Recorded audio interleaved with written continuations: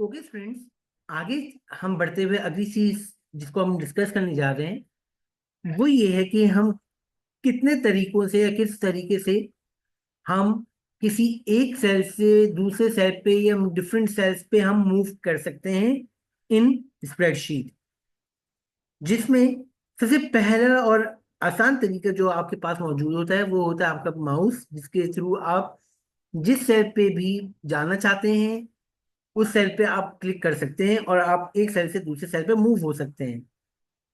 Number two, वो भी easy है, जिसमें आपके पास कीबोर्ड पे मौजूद एरो कीज को यूज करना होता है कि आपको जिस डायरेक्शन में भी आपको मूव करना है आप उस डायरेक्शन की एरो कीज यूज करेंगे और उस डायरेक्शन में वन बाय वन आप सेल मूव करते चले जाएंगे। तीसरी चीज है जिसमें हम यूज करते हैं गो टू बॉक्स। किस तरह से? फॉर एग्जाम्पल, अब अगर यहाँ पे आपके सामने शीट शो हो रही है हमारे पास स्प्रेडशीट, आप यहाँ पे देखेंगे स्प्रेडशीट के टॉप राइट कॉर्नर की तरफ आपको ये एक ऑप्शन मिलता है, find and select. 1 minute. Okay, तो ये आपको एक ऑप्शन मिलता है find and select. Find and select में जैसे आप क्लिक करते हैं छोटा सा मेन्यू ओपन होता है। इसमें आपको तीसरा ऑप्शन मिलता है ये गो टू। गो टू पर जैसे आप क्लिक करते हैं एक छोटा सा बॉक्स ओपन होता है। इसमें आपसे पूछा जा रहा है आपको किस सेल पे मूव होना है। फॉर एग्जाम्पल, मैं कहता हूं मुझे मूव होना है cell reference AA1। Cell reference AA1 पे मूव होना है। मैं यहाँ पे सेल का रेफरेंस लिखता हूँ, ओके का बटन प्रेस करता हूँ। आप देखेंगे इस वक्त मैं मूव हो चुका हूँ सेल रेफरेंस AA1 पे। अगर तुम मैं यहाँ पे one by one right side वाली एरो की अगर यूज करता मैं और वन बाय वन प्रेस करता, इट विल टेक टाइम। अगर मैंने गो टू का बॉक्स यूज किए, मैं डायरेक्टली इस AA1 पे आ चुका हूं। मैं इस बॉक्स को गो टू बॉक्स को ओपन करने की शॉर्टकट की आपके पास मौजूद है, वो है Ctrl+G या फिर F5। दो शॉर्टकट कीज हैं, दोनों में से जो चाहें आप यूज कर सकते हैं। अगली चीज, क्या आपके पास और क्या ऑप्शंस हैं? उनमें एक ऑप्शन आपके पास ये भी है कि अगर आप एक सेल से दूसरे सेल पर मूव करना चाहते हैं विदाउट रो चेंज किए, कि आपकी रो चेंज ना हो, इसके लिए आप अपने कीबोर्ड से एक और की यूज कर सकते हैं, टैब की। ये टैब की आपको आपकी कीबोर्ड पे लेफ्ट साइड पे मिलती है।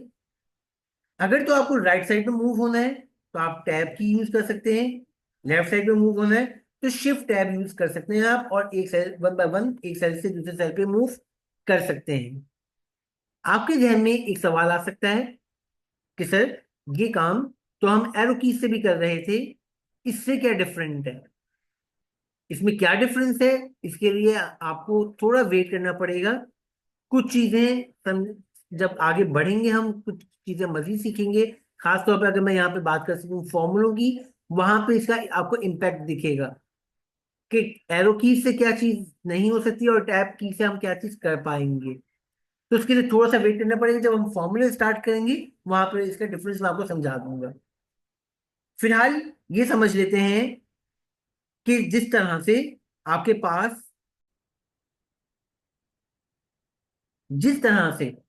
पास ऑप्शन है कि आप किसी एक सेल से दूसरे सेल मूव करें बिना रो चेंज किए, इस तरह की अगर रिक्वायरमेंट ये आ जाए आपके पास कि आप एक सेल से दूसरे सेल मूव करें बिना कॉलम चेंज किए, तो इसके लिए आप यूज कर सकते हैं एंटर की।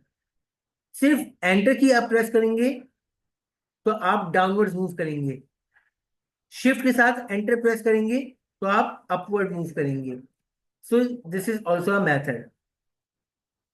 एनदर थिंग, अगर आपसे कहा जाए, फॉर एग्जाम्पल आप सेल रेफरेंस पे मौजूद है F5 पे, और अगर आपसे कहा जाए कि आपको अपवर्ड मूव करना है और अपवर्ड में आपको लास्ट सेल तक जाना है, एक्सट्रीम सेल तक जाना है, तो वो लास्ट सेल या वो एक्सट्रीम सेल क्या हो सकता है? करेक्ट, वो सेल होगा आपका F1। सेम वे में अगर आपसे लेफ्ट का पूछा जाए तो वो सेल रेफरेंस होगा लेफ्ट के लिए A5। अगर हम इस तरह से पहुंचना चाहें तो अगर वन बाय वन करेंगे काफी टाइम लग सकता है। अगर आपको किसी डायरेक्शन के आखिरी सेल पे मूव करना है तो उसके लिए शॉर्टकट की आपके पास हो सकती है Ctrl+एरो की।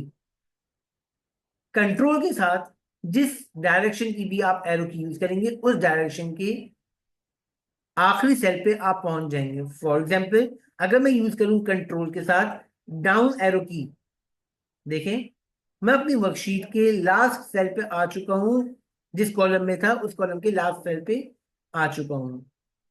दोबारा ऊपर जाना है, अपवर्ड डायरेक्शन में मैं आखिरी सेल पे आ चुका हूं, इससे ऊपर और कोई सेल मौजूद नहीं है। इसी तरह से कंट्रोल राइट प्रेस करूं तो कंट्रोल राइट प्रेस करूंगा तो अपनी वर्कशीट के राइट साइड पे जो लास्ट सेल है रो का, उस पर आ सकता हूँ। सेम वे में यहाँ पे लेफ्ट साइड पे मूव होगा आ चुका हूँ। तो ये एक्सट्रीम डायरेक्शन में मूव होने का तरीका था। अगली चीज, अगर मैं आपसे कहूँ कि इस वक्त यहाँ पे आपको मेरी वर्कशीट पे कितनी रोज विजिबल है, वैसे तो हमने कहा था कि मोर देन अ मिलियन रोज होती हैं आपके पास स्प्रेडशीट पे, पर विजिबल कितनी है तो उसके लिए देख लेते हैं। आपको इस वक्त मेरी वर्कशीट पे 10 रोज विजिबल हैं, from row number 1 to row number 2। मान लीजिए कि मेरी वर्कशीट में जो डेटा है वो बहुत ज्यादा है, मान लेते हैं कि वो 500 600 700 रोज पे मौजूद है, और मैं ये चाहता हूं कि मैं अपने एक डेटा को जस्ट गो थ्रू कर लूं। कैसे हो सकता है ये काम? इसके लिए मैं यहाँ पे अगर एक एक करके मैं यूज करना चाहूँ एरो की से, तो मुझे 500 600 रोज को चेक करने के लिए बहुत टाइम लगेगा। इसके लिए मैं यहाँ पे क्या करूंगा, कीबोर्ड से यूज करूंगा पेज अप की या फिर पेज डाउन की। डाउनवर्ड मूव होना है तो पेज डाउन, अगर अपवर्ड मूव होना है इसी तरह से स्पीडली तो पेज अप। फिलहाल मैं अगर पेज डाउन यूज करूँ तो क्या होगा, तो इस वक्त मुझे दिख रही है रो नंबर 1 से रो नंबर 10 की रोज। अगर पेज डाउन प्रेस करता हूँ तो आप देखेंगे 11 से 20 तक की रोज विजिबल है। देन एक और दफा प्रेस किया 21 से 30, 31 टू 40, 41 टू 50। इसी तरीके से पेज अप यूज करूं तो मैं इस तरीके से स्पीडली अपवर्ड मूव हो सकता हूँ। ये इस वक्त जो विजिबल थी आपको रोज रो नंबर 1 से 10 तक थी, क्योंकि मैंने यहाँ पे स्प्रेडशीट को या वर्कशीट को काफी ज्यादा जूम किया हुआ है। आपके पास हो सकता है 30 के मल्टीपल्स में हो सकता है 40 की मल्टीपल्स में वो आप देख सकते हैं। अगली चीज, मान लेते हैं कि मैं किसी भी रो के सेंटर में या किसी भी पॉइंट पे मौजूद हूँ, और मैं ये चाहता हूं कि मैं अपनी उस रो के पहले सेल पे आ जाऊं।